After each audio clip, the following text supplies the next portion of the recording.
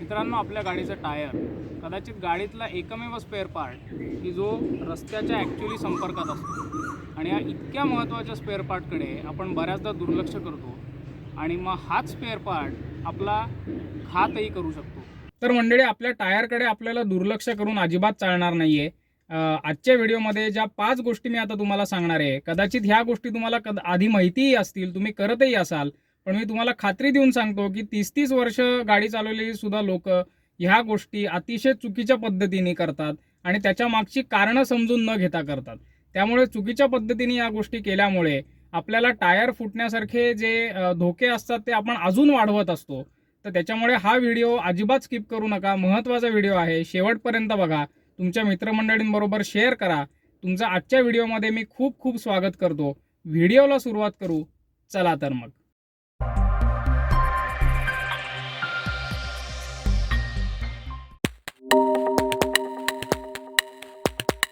तर tyre pressure कधी check करायचे? तुमचं नॉर्मल सिटी ड्रायव्हिंग असेल तर तुम्ही साधारण 15 दिवसातनं एकदा टायर चेक केलं पाहिजेत, प्रेशर चेक केलं पाहिजेत. ह्याच्या व्यतिरिक्त हायवेला गाडी नेण्याच्या पूर्वी चेक करायचं आहे आणि हायवेला जाऊन आल्यानंतर चेक करायचं आहे. तुमचं जर कच्च्या रस्त्यावरनं खूप ट्रॅव्हलिंग होत असेल किंवा तुमच्या भागामध्ये रस्त्याला खूप खड्डे असतील आणि खराब रस्ते असतील जास्त प्रमाणात, तर तुम्ही साधारण 6 ते 7 दिवस किंवा जास्तीत जास्त आठवड्यातनं तुम्ही एकदा टायरचं प्रेशर चेक केलं पाहिजे. तुम्ही गाडी जर जास्त तुमची बंद राहत असेल, म्हणजे जास्त त्याला रनिंग नसेल, तर तुम्ही साधारण 12 ते 15 दिवसांनी परत टायर चेक करा, प्रेशर चेक करा. कारण एकदम खूप दिवसांनी जेव्हा गाडी तुम्ही बाहेर काढता तेव्हा नॉर्मली गाडी स्टँड स्टिलला असताना सुद्धा बारीक पद्धतीने हवा टायरमधनं लीक होत असते आणि हे आपल्याला बऱ्याचदा लक्षात येत नाही. आणि मित्रांनो, टायर प्रेशर चेक करण्याची वेळ सुद्धा खूप महत्त्वाची आहे. कधी म्हणजे मी किती दिवसांनी करायचं, काय कंडिशनमध्ये करायचं हे तर मी आत्ता तुम्हाला सांगितलं. पण टायर प्रेशर हे नेहमी गाडीचं टायर थंड असताना करायचं आहे. म्हणजे शक्यतो आपण सकाळी लवकर टायर प्रेशर चेक केलं पाहिजे, म्हणजे तुम्हाला व्यवस्थित ॲक्युरेट रीडिंग टायर प्रेशरचं येतं. तुम्ही शाळेत आपण सगळे शिकलेलो असतो की हवा जशी जशी गरम होते तसं तसं त्याचा दाब वाढतो आणि प्रेशर वाढतं. आणि म्हणूनच तुम्ही जेव्हा रनिंग झालेल्या टायरचं प्रेशर चेक करता तेव्हा आतली हवा जी असते ती थोडीशी गरम झालेली असते, बरीच गरम झालेली असते रादर. त्यामुळे त्याचं प्रेशर नेहमी तुम्हाला चुकीचं दिसेल.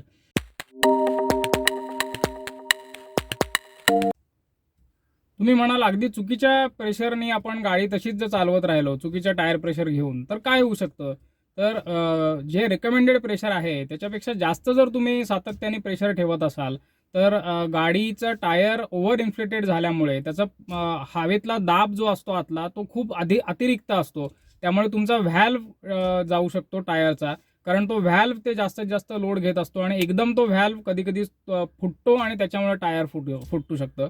जर तुम्ही खूप कमी प्रेशर ठेवत असाल किंवा रेकमेंडेड प्रेशरपेक्षा कायम सातत्याने तुमचं प्रेशर जर कमी राहत असेल तर ते टायर त्याचं घर्षण जे आहे रस्त्यावरचं ते जास्त होतं, ज्याच्यामुळे ट्रेड तुमचा लवकर खराब होऊ शकतो टायरचा आणि काही छोटे क्रॅक्स डेव्हलप होऊ शकतात, ज्यामुळे सुद्धा टायर लवकर झीज होण्याची शक्यता असते आणि तसाच जर तुम्ही वापरलात तर तो फुटण्याची शक्यता असते.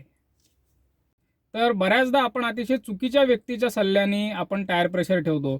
ते म्हणजे आपला एखादा मित्र असतो, एखादा नातेवाईक असतो किंवा आपला लोकल टायरवाला असतो.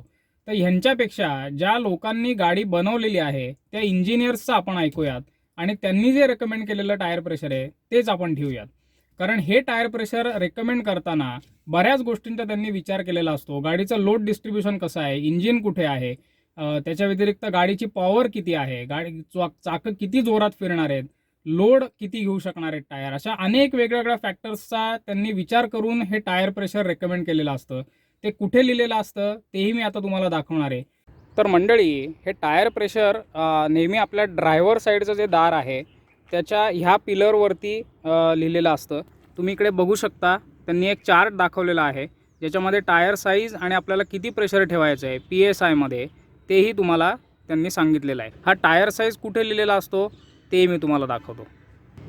तर मंडळी, आपल्या टायरवरती हा लिहिलेला असतो. तुम्ही बघू शकता, इकडे लिहिलेला आहे 165/70/R14.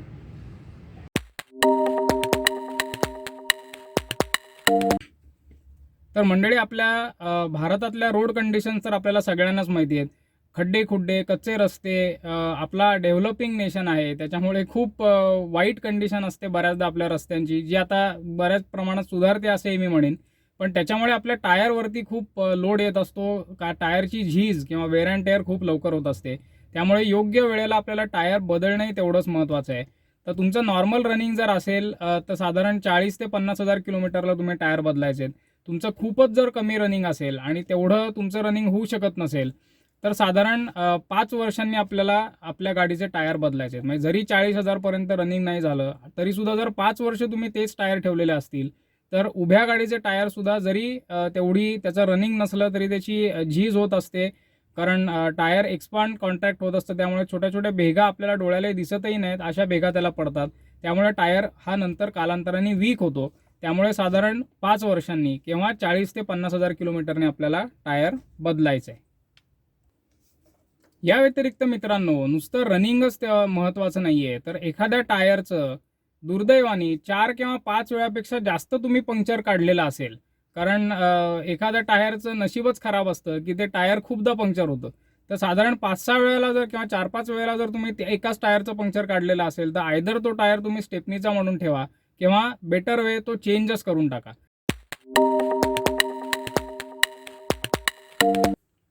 तर मंडळी, मुळात टायर ट्रेड म्हणजे काय हे मी तुम्हाला दाखवतो. तर आपल्या टायरवरती ह्या अशा ज्या रेषा असतात, ज्याला सामान्य भाषेत ग्रीप म्हणतात, त्याला टायर ट्रेड असं म्हणतात. आणि हे जर ट्रेड व्यवस्थित नसेल तर कुठल्याही स्लिपरी सरफेसवरती, म्हणजे जिकडे टायरला नैसर्गिकरित्या ग्रीप व्यवस्थित मिळणार नाही आहे, जसं की पाणी किंवा माती किंवा एखादा अतिशय गुळगुळीत रस्ता, तर अशा प्रकारच्या सरफेसेसवरती जर आपला टायर ट्रेड व्यवस्थित नसेल तर गाडी स्लिप होण्याची आणि गाडीवरचा तुमचा ताबा पूर्णपणे जाण्याची शक्यता असते. त्यामुळे आपल्याला ट्रेडवेअरकडे खूप बारकाईने लक्ष ठेवणं गरजेचं आहे. आणि ह्याच्यासाठी प्रत्येक टायर मॅन्युफॅक्चरर आपल्याला एक इंडिकेटर देतो, एक गट्टू देतो. हे तुम्हाला मला गॅरंटी आहे मित्रांनो, हे तुम्ही दुसरीकडे कुठेही बघितलेलं नसेल किंवा कोणीही तुम्हाला सांगितलेलं नसेल. ही जी गोष्ट मी आता तुम्हाला सांगणार आहे, तर प्रत्येक मॅन्युफॅक्चरर अशा प्रकारचा एक इंडिकेटर टायरवरती देतो की जे आपल्याला सांगतं की आपल्याला आपलं टायर बदलणं गरजेचं आहे, कारण आपल्या टायरचा जो ट्रेड आहे तो आता वेअर आउट झालेला आहे. तर मंडळी, प्रत्येक टायरच्या ट्रेडमध्ये हे अशा प्रकारचे तुम्हाला लाईन्स, आता ह्या टायरमध्ये अशा उभ्या लाईन्स त्यांनी आखलेल्या आहेत. काही टायरमध्ये नुसता असा एक चौकोनी गट्टू असतो. तर हा जो असतो हा ट्रेड इंडिकेटर आहे. जेव्हा हा मित्रांनो जोपर्यंत दिसतोय तोपर्यंत टायरचा ट्रेड व्यवस्थित आहे आणि हे टायर व्यवस्थित ग्रीप घेऊ शकणार आहे.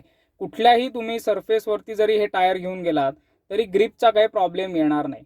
पण जेव्हा ह्या टायरचा ट्रेड पूर्णपणे जाईल मित्रांनो, तेव्हा हे गट्टू दिसण्याचे बंद होतील. तर हे गट्टू आपण आपल्या टायरवरती बघणं आवश्यक आहे, ज्याच्यामुळे आपल्याला कळेल की आपलं ट्रेड वेअर कमी झालेली आहे, जास्त झालेली आहे. आणि जर हे गट्टू दिसत नसतील तर याचा अर्थ आपल्याला आता आपलं टायर बदलण्याची गरज आहे.